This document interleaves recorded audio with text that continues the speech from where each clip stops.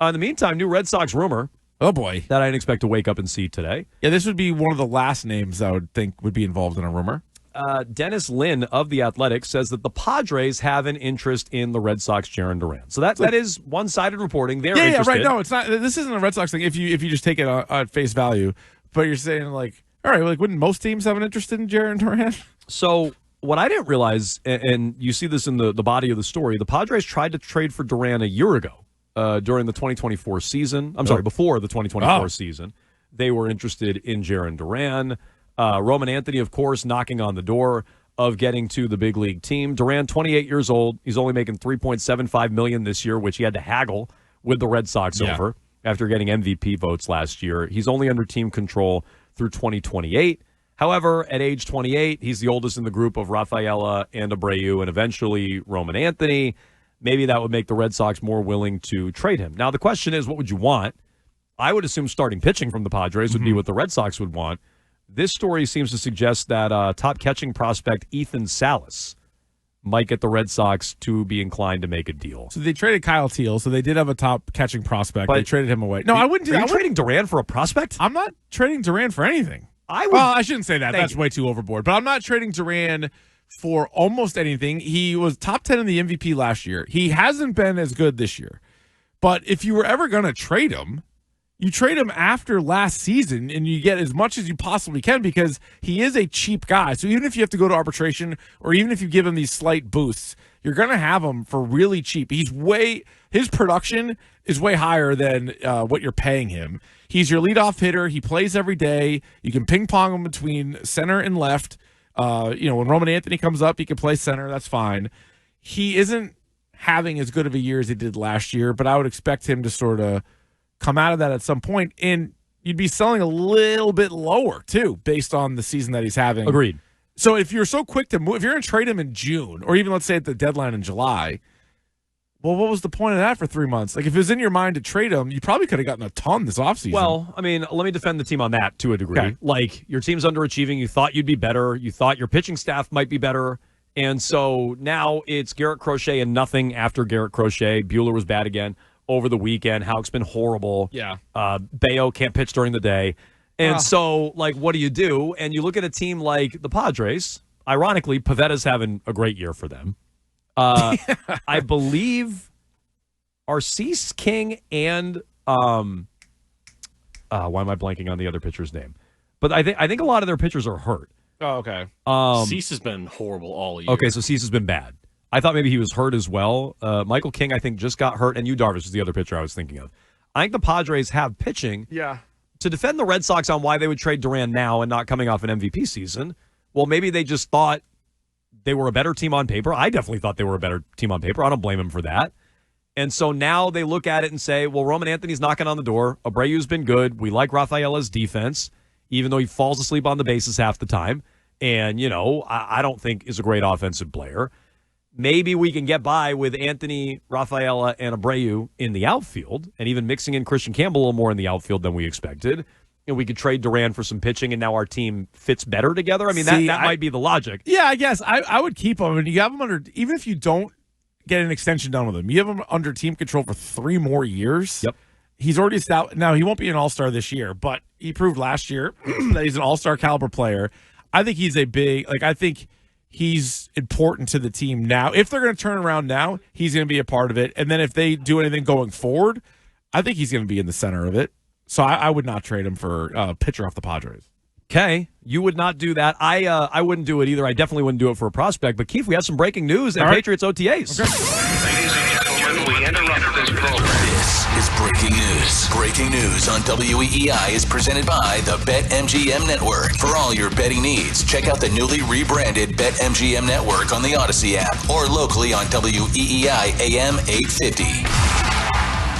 Okay, McDaniels, speaking to the media, says Steph Diggs is here. All right. And practicing today. Hell yeah. Okay, good. I feel vindicated for saying he should have been here last week. Steph Diggs in the house. Number one, good for him. Should be there. I'm happy he's out there. That is a sign that they're not going to cut him. They're not going to move on from him. And I'm happy that he's there. He should be there. Good. Great news on that front. So great. Give him credit. I like that. Separate thought. Maybe it wasn't an offset response. Well, maybe not. He's wearing a Pats uniform. Why is he here now when he couldn't be bothered to show up last week? Did he get busy? Did he get shamed into it? I don't know. Did the Patriots strong arm him into it? Did the flood of reporting last week, and it was a lot of reporting about they don't owe him this and they could cut him for that and blah, blah, blah, blah, blah. Was that a public pressure campaign to get him to show up? If so, good. I mean, it worked if that's the case. But why he's there now? Why is he here now when he wasn't here last week? I'm curious to that answer. But regardless of what that answer is, I'm happy he's here. That's good. Do you think Diggs wasn't here last week because it was Diggs' decision, Vrabel's decision, already a made decision prior to all the stuff that came out? Like he just, hey, this is one that I'm not going to. Here's what I think, but I don't know. Yeah, I think it was Diggs' call. Okay. Chris this morning during his lead said he's heard that Kraft was upset. Vrabel sounded very upset. Yeah. I know Breer at one point said last week maybe Vrabel asked him not to show up. That didn't sound like that to me. That doesn't ring true listening to Vrabel. My real answer is I don't know, but my guess is he didn't want to be here, and now he's here. If you want to read into quotes, which is what we do. Yes. So Phil Perry wrote just simply that Diggs is here, according to Josh McDaniels. And as Phil writes, Diggs hasn't been here for the entirety of the optional portion of the schedule, but McDaniels says he's been keeping up on the information he's been given. Quote, I'm not concerned about Steph in that regard. But does that mean he's, he's concerned in some regard? Yes. In that regard, I'm not concerned, but in some regard. But in other regards. There's lots of other regards that I'm very concerned about. Okay, I like you reading into that. I don't know. That's interesting. I mean, one thing with Steph Diggs, though, is and not to compare him to player, although Chad Ochocinco was really good at one point. But Ochocinco played for one team his whole career, had to learn a new playbook and couldn't, just like melted down. Diggs, one benefit that he has is he's played for multiple teams, multiple quarterbacks, multiple coordinators. So if that is something that people are considering, outside of the knee, outside of the stuff on the boat, like can he pick up another offense? Like, yeah, he's proven that he can do that. So I wouldn't be concerned about him picking up the offense per se. Another reason he should be out there. Or just chemistry with Drake May. That would be more my concern. More so than learning the offense, which I always think is wildly overrated. You know, people, it's so hard to learn this, and it's like a different language. I don't think it is. If Gronk could figure it out, everybody should be able to figure it out. So I don't really think it's that. I love the quote from Drake May last year. People like to overcomplicate football. Yes. And so I tend to believe that all that stuff is overblown, but the chemistry stuff with May I think is important. Definitely. Now, Diggs is present. Is he going to be out there like running routes? I highly doubt that. No, I don't think so. So how much can he really work on the chemistry with May is my point. But even just getting to know him, you know, like I think even in like those quarterback documentaries or those wide receiver documentaries, like they talk about that stuff all the time. Keith, like just getting to know those guys. He said that in his introductory press conference. Yeah, that's right. He did too. It's important to get to know guys off the field. It's important to have a relationship with your quarterback off the field. Like he said that. Yeah, okay. So his words himself. Then he blows off OTAs. Wow. One time. He's back now. One time. He's back now. So look, here's the thing. Sky's the limit. Playoffs are back on. It's now clear. 1,000 yards. It's now clear what happened last week. I get it, and I'm okay with it. The Patriots got him to show up. Good. I'm okay with this. But it's clear what happened. The Patriots put the word out. They were pissed about Diggs not being there. They let everybody, Bedard, Giardi, Reese, Florio, Breer, others, they let them all know that Diggs wasn't safe, and they were ready to not pay him a dime. There's what 15% chance he's going to get cut if he didn't show up. There he is. And so they made sure they got that out there. Diggs heard about it. Diggs' people heard about it, and now Diggs is here. Good. I'm happy he's here. It's unfortunate it came to that level, but hopefully this is all just a big nothing burger. Diggs is here. He's out there, if not week one, early in the year, and he's productive on offense. But I do think now we know that's why he's here. They threatened his money, so he showed up.